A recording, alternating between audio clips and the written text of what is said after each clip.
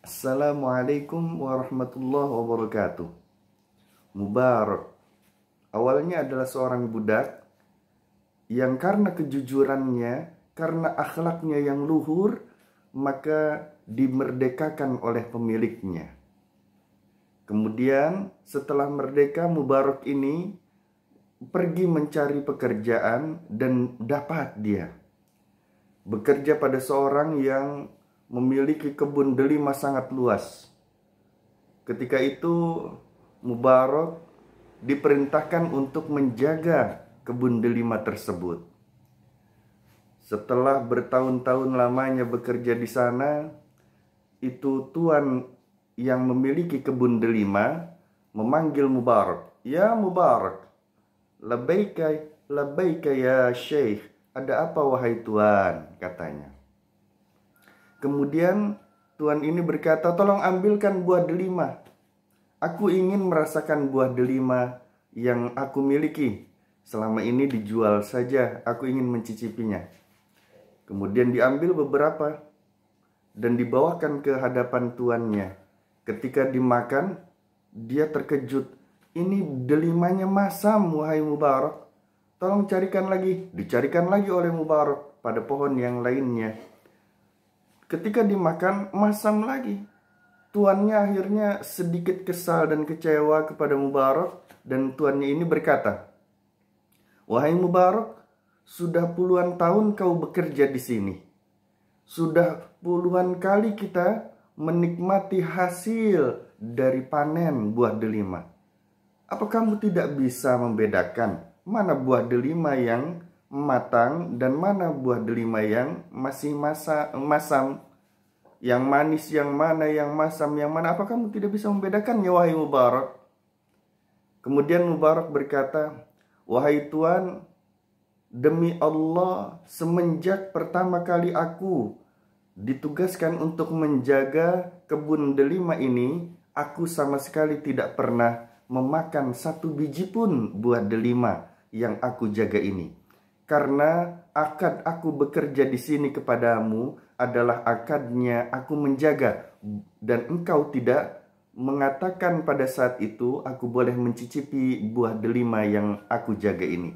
Maka aku khawatir ketika aku makan delima tadi itu akan menjadi haram dan menghalangi kedekatanku dengan Allah Subhanahu wa ta'ala. Terkejut itu si tuan yang memiliki buah delima itu, kebun delima itu. Kemudian tuan tadi ini berkata, wahai Mubarak, walaupun itu buah delimanya sudah jatuh ke tanah, apakah engkau juga tidak mau memakannya? Betul wahai tuan, aku tidak ingin memakannya karena itu tidak halal bagiku. Karena di akad awal aku bekerja di sini hanya menjaga pohon delima milikmu wahai tuan. Tidak percaya, maka si tuannya ini bertanya kepada sahabat-sahabatnya Mubarak, kepada tetangga-tetangga, apakah benar yang dikatakan oleh si Mubarak tadi? Semua yang dijumpai oleh tuannya itu berkata, Mubarak itu orang yang jujur. Mubarak itu tidak akan mungkin berbohong. Kalau dia berkata dia tidak pernah mencicipi atau memakan buah delima yang dijaganya, walaupun dia sudah menjaganya puluhan tahun, berarti itu benar adanya. Semua yang dijumpainya berkata demikian, sama. Mubarak adalah orang yang jujur. Terenyuh hatinya si tuan dari Mubarak ini. Kemudian tuan dari Mubarak ini kefikiran, kayaknya bagus akhlaknya si Mubarak, jujur orangnya. Aku ingin memiliki menantu seperti dirinya. Maka tuan dari Mubarak ini yang memiliki kebun delima tadi, kemudian dia bertanya kepada Mubarak, wahai Mubarak, aku punya putri. Harus aku nikahkan dengan siapa putriku itu? Coba engkau jelaskan kepadaku. Maka Mubarak ini berkata, wahai tuan, orang-orang Yahudi itu menikahkan dan mengawinkan putra-putrinya itu karena harta. Mereka suka melihat dari harta. Mereka membandingkan dari harta. Orang Nasrani itu melihat dari sisi-sisi keindahan-keindahan. Kalau orang-orang Arab itu melihat dari sisi nasab dan keturunan. Sedangkan orang yang beriman kepada Allah Subhanahu wa Ta'ala itu melihat pasangannya dari sisi keimanan dan ketakwaan di hadapan Allah Subhanahu wa Ta'ala. Maka langsung saja tuannya itu berkata, "Wahai Mubarak, aku lihat engkau yang cocok untuk menjadi suami dari putriku yang aku sayangi. Maka menikahlah Mubarak dengan putri dari tuan yang memiliki kebun delima tadi."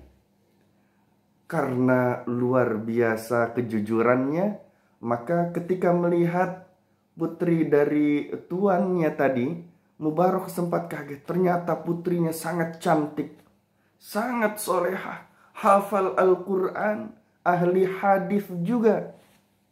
Masya Allah. Ini buah dari kejujuran di hadapan Allah Subhanahu wa Ta'ala. Kemudian dari hasil percintaan dan pernikahan dari dua orang yang soleh dan soleha ini, menghasilkanlah putra yang juga adalah orang yang soleh dan terkenal kesolehannya. Dia bernama Abdullah, ahli hadis, terkenal kezuhudannya, terkenal kealimannya, terkenal dengan hati yang tawaduknya. Beliau adalah orang dari golongan tabi'in dan terkenal sampai sekarang keilmuannya. Beliau terkenal dengan Ibnul Mubarak. Hadirin rahimakumullah. Allah Subhanahu wa Ta'ala berfirman di dalam surah At-Taubah ayat 119. A'udzu billahi minasyaitonir rajim. Bismillahirrahmanirrahim. Ya ayyuhalladzina amanu kunu ma'as-shadiqin. Wahai orang-orang yang beriman, jadilah kalian bersama-sama orang-orang yang siddiqin, orang-orang yang shadiqin. Siapa mereka? Orang-orang yang jujur di hadapan Allah Subhanahu wa Ta'ala, jujur kepada makhluk Allah Subhanahu wa Ta'ala. Kejujuran menghasilkan surga dunia dan surga akhirat. Kejujuran menjadikan dirinya dicintai Allah, mendapatkan kenikmatan dari Allah Subhanahu wa Ta'ala. Kejujuran adalah sifat nubuwah, sifat kenabian para nabi-nabi dan rasul-rasulnya Allah, terutama yang kita cintai, baginda Nabi Muhammad SAW. Semoga Allah Subhanahu wa Ta'ala menjadikan diri kita manusia-manusia yang jujur di hadapan Allah, jujur kepada makhluk Allah, lahiriah batiniyah, jujur dalam pikiran, jujur dalam perkataan, jujur di dalam hati, jujur di dalam perbuatan. Semoga kita semua selamat dunia dan akhirat. Semoga anak-anak kita juga selamat dunia akhirat. Semoga kita semua menjadi siddiqin dan shadiqin. Amin ya rabbal alamin. Assalamualaikum warahmatullahi wabarakatuh.